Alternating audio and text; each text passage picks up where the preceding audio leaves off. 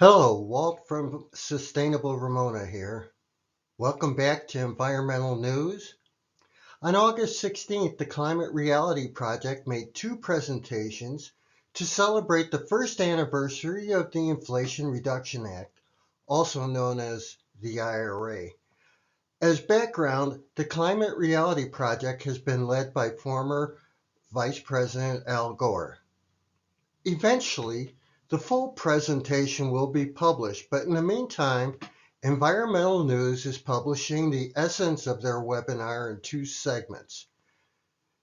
2A covers the impact of the law on the U.S. economy, and 2B covers provisions of the law from which consumers can benefit.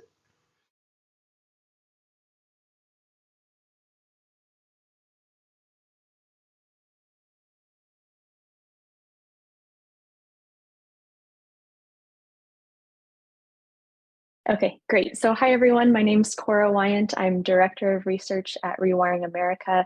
We're a national nonprofit that's focused on electrifying everything. And I'm really excited to talk to you today about electrification, why it's important, and how the IRA can help you electrify. So I've already seen a bunch of great questions coming in. Keep those coming. Excited to answer those at the end, and hopefully I'll be able to answer some of them throughout the presentation. So to start with why electrification matters so much, one stat that we like to use is that 42% of our energy-related emissions in the US come from decisions made around the kitchen table. So that's a huge amount of impact that individual households can have on the climate crisis. And that looks like what type of cars that we drive, how we heat our homes and our water, how we cook our food, how we dry our clothes, and where our electricity comes from. So the solution to this that we're really excited about as an organization is to electrify everything, because we know that the grid is getting cleaner at a really rapid pace.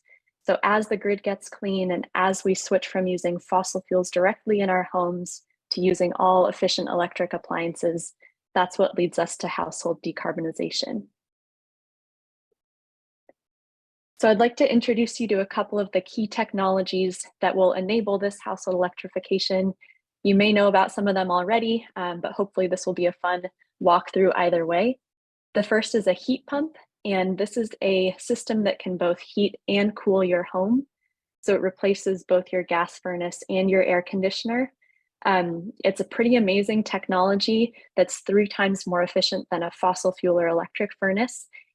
And the way that this works is that a heat pump actually moves heat rather than generating it. So if you think about a gas furnace, you're basically burning gas to generate heat to heat your home. But what a heat pump can do is actually harvest heat from the outside and move it inside. And because it's just doing the work to move the heat rather than creating it, that allows it to have efficiencies greater than 100%.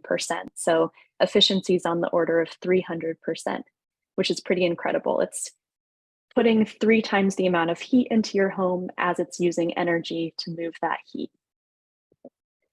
And the second key technology is a heat pump water heater. So again, same technology, but it's using it to heat your water as opposed to your typical gas or electric resistance water heater, and you'll still get all the warm showers that you need. The next technologies here are an induction stove and a heat pump dryer. So an induction stove uses electricity to cook your food, but it's much better than a typical electric resistance stove with a red coil that you might be used to. An induction stove actually induces electromagnetic fields in your pan, and by doing that, it heats the pan rather than heating sort of the cooktop element. So these are super responsive, they're fast, they're easy to clean. I have a little portable induction burner at home, and I love cooking, and it's way better than cooking with gas. I can definitely tell you that from experience, and it reduces indoor air pollution in your home. And then a heat pump dryer is a more efficient form of dryer. It's more efficient than a fossil fuel or an electric resistance dryer. And then the last two technologies here are ones you're probably familiar with, electric vehicles and rooftop solar, but all really important pieces of this household decarbonization and electrification picture. All right, so I've talked about why these are important and why this is a big part of the climate solution. But a lot of people, might think that solving the climate crisis requires making these huge sacrifices. And I want to tell you that a lot of these electric technologies are just better. They're, more fun, more enjoyable, and they can save money on your energy bills. So that's something that we like to say a lot about Rewiring America, is that electric is better. So I'm going to walk you through what some of the household benefits are of each of these appliances. And the big picture here is that the average household could save about $1,700 a year on their energy bills if they electrified their home and their driving. All right, so let's walk through this technology by technology. So for a heat pump, if you switch from a furnace and an air conditioner to a heat pump, the annual bill savings across the US national average is about $370, but this really obscures a lot of variation from state to state and from fuel type to fuel type. So for example, if you're currently heating with fuel oil, propane, or electric resistance baseboards, your annual savings can be greater than $1,000 a year. And then in certain states, even if you're switching from gas, you can save many hundreds of dollars a year. And then the emissions reductions of a heat pump annually for an average household in the US are about 3 tons. And just for comparison, typically if you recycle for a year, you're going to reduce your greenhouse gas emissions by about 0.1 tons. So this is 30 times the impact of recycling. And we still love recycling. Everyone should keep doing it, but that's just for a comparison to show you just how huge of an impact a heat pump can have. So a heat pump water heater, the next technology, about $140 in annual bill savings average across the US, and half a ton of emissions reductions. So another huge impact thing that you can do within your home. Induction range, it's not going to really significantly change your bill savings or your emissions reductions, because typically cooking is a pretty small fraction of an overall household's energy use. But the other co-benefits of an induction stove are huge, or even an electric stove. There have been a lot of studies recently showing that gas stoves, when you burn them, basically when you burn gas to cook inside your home, you also release harmful pollutants like NOx, benzene, carbon monoxide, and these are chemicals that have been linked to cancer and to respiratory illness. So for example, one big meta-analysis that combined a lot of different studies together showed that having a gas stove in the home increases the risk of childhood asthma by 42%. So by switching to electric, you're eliminating this huge source of indoor air pollution in your home. A heat pump dryer can give you also some bill savings and some emissions reductions. Again, it's a pretty small fraction of your overall energy use, but all of these projects together are really important to fully get your home off of fossil fuels. And an EV is a huge bill saver.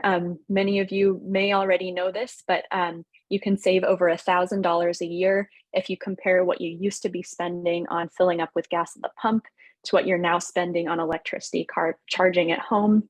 And your emissions reductions can be 5 tons. And then solar, again, a huge bill saver, and the added benefit of resilience when paired with a battery. So that's sort of a rundown of the household benefits. As you can see, these are technologies that are not just really important climate solutions, but they're also things that will save us money on our bills, that will give us better experiences and better comfort inside our home. All right, so I want to zoom out a little bit. I've talked a bit about why electrification is important, what some of the key technologies are, and what some of the household benefits are. So now I want to talk a little bit on the macro scale about how fast we need to do this across the US. And we recently released a report at Rewiring America that we call the Pace of Progress report that really gets at the speed that we need to electrify to meet our climate goals. And the key sort of assumption underlying this report is that we want every machine in the US to be efficient and electric by 2050. So we know that we need to reach zero emissions by 2050 to meet our climate goals. And that requires everything in our households running on electricity that's powered by clean renewable energy by then. But a typical gas furnace or appliance will have a lifetime of around 15 years. So what that means is that we need to really reach 100% sales of electric appliances much sooner, because we can't be installing any more gas furnaces when we get to 2040, because that gas furnace will still be running and burning fossil fuels beyond 2050. So we did some modeling to show sort of how quickly we need to increase the sales of all these different electric appliances to reach our climate goals. And what we did here is that we looked at the typical adoption curves of other common technologies like cell phones or color TVs or refrigerators.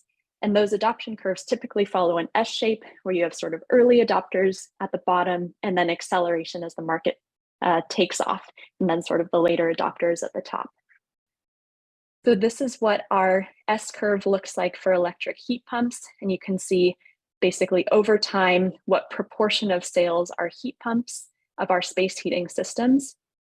And we're getting to 100% space heating sales being heat pumps by 2035. And then what we can do is we use what's called a stock turnover model, which translates those sales each year into how many heat pumps are actually in US homes each year. And that leads you to this yellow curve, and that gets us to 100% stock of electric appliances in homes by 2050. And this gray dotted line here shows the current growth rate of the heat pump market, and the yellow line here shows the rate that we have shown that we need to reach our climate goals. And you can see what that is, that requires the heat pump market to be about 3 times the size of what it would otherwise be by 2032. So that's a lot of growth. That's a lot of progress we have to make, but it's also not anything crazy or not anything that hasn't been achieved by previous technologies. And we can also do this for all the other different types of electric machines that I mentioned. And what we've shown is that we need to increase sales of electric machines to 14 million sales above the business as usual case over the next 3 years. So 14 million sales, again, might sound like a lot, but then you realize that that's really only 1 in 10 US households taking any electrification action over the next 3 years. So that's 10% of people, either buying a heat pump when they wouldn't have otherwise, or buying an EV when they wouldn't have otherwise. And that to me seems manageable, which is really exciting. And the even better news is that because of the Inflation Reduction Act, we have incentives available that will help accelerate this adoption of household electrification. So for the last part of my presentation here, I want to talk about the Inflation Reduction Act and what's in it for US households to electrify. So in the IRA, there are 2 different categories of incentives that I'll talk about. The first is tax credits, and these are basically credits that you get back when you pay your taxes each year. So important to note that this is different from a deduction, where a deduction just reduces your income. A tax credit, you actually get the full amount back that you would have otherwise paid in taxes. And these tax credits, because a lot of people in the US don't owe money on their federal taxes at the end of the year, we expect these tax credits to mostly be helpful for the higher income households in the country. And then the rebates are more targeted towards lower or moderate income households. And these are actually direct point of sale rebates on electric appliances and on efficiency upgrades. So I'll talk through both of those. So the first tax credit program here is the Energy Efficiency Tax Credit, or 25C. And this is something that's existed for a while, but it's become significantly sort of increased in scale by the IRA. And this is a 30% tax credit for residential efficiency and electrification upgrades with a maximum cap of $3,200 per year. And the way that cap works is that there are 2 separate caps. One is a cap for heat pumps and heat pump water heaters that's up to $2,000 a year. And one is a $1,200 cap for all other efficiency upgrades. So that includes things like insulation, doors, windows, electrical panels.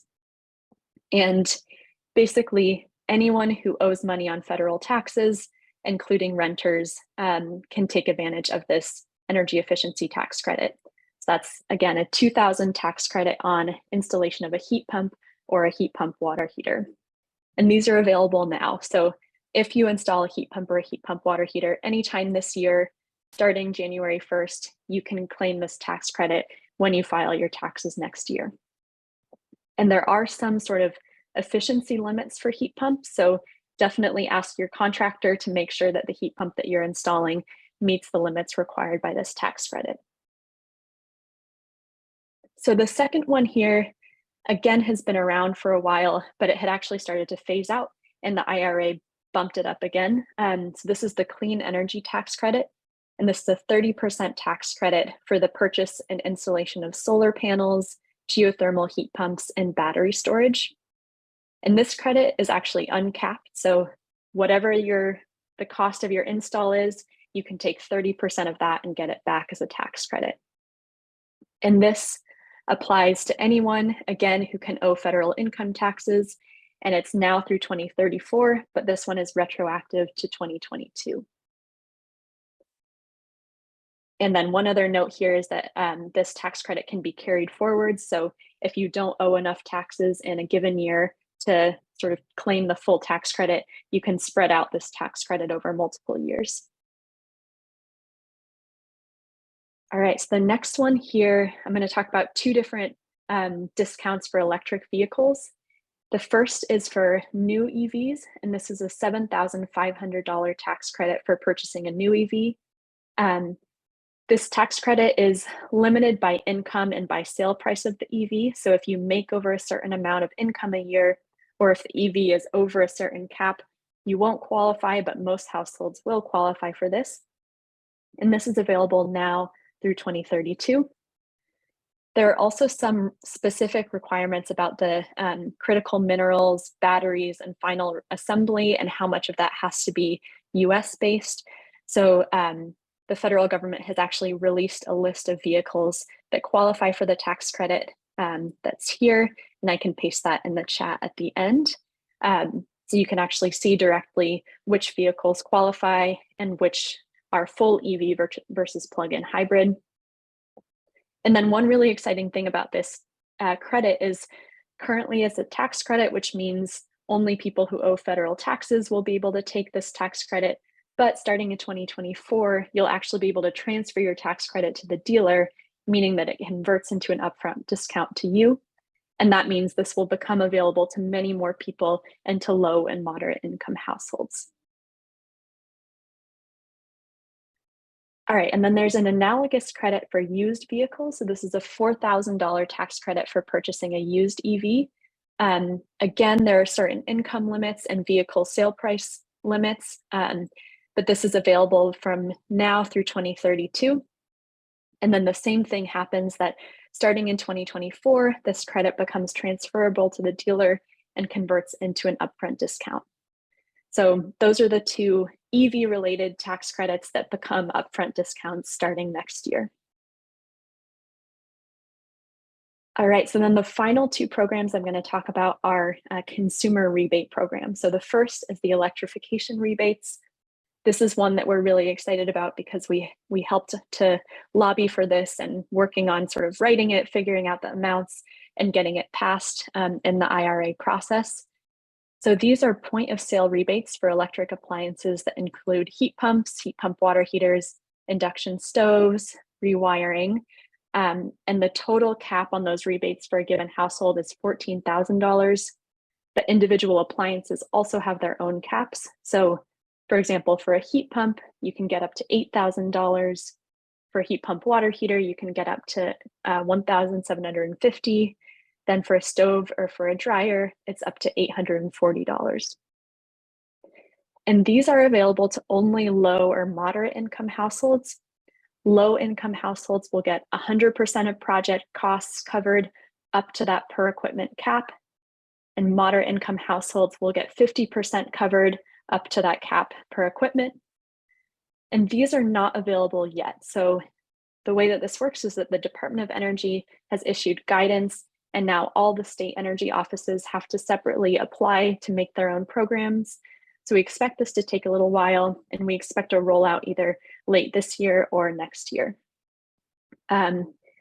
This program has a total cap of $4.5 billion, which sounds like a lot, but I think it'll go quickly. So, if you're planning an electrification upgrade, I would say, do it and take advantage of the tax credits if you can, because we're not certain that everyone who wants to will be able to access these rebates.